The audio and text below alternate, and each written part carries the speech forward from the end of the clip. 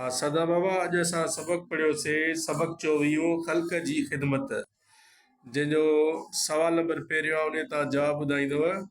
सवाल नंबर पहिरियों आहे, हज़रत उमर रज़ी अल्लाह ताला अन्हा मदीने जी गिटिन में छो घुमी रहियो हो? जवाब हज़रत उमर रज़ी अल्लाह अन्हा मदीने जी गेटनि में माण्हुनि जा हाल अहवाल मालूम करण लाइ घुमी रहियो हो। शाबाश।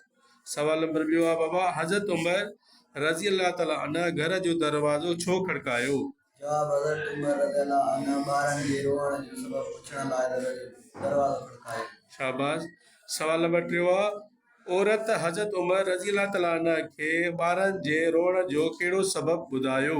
जवाब औरत हज़रत उमर रज़ी अल्लाह अन्हा खे ॿुधायो त ॿार बुखिया आहिनि, वटसि खे निखारण लाइ कुझु बि कोन्हे, उहे बुख में रोई रहिया आहिनि। शाबाश।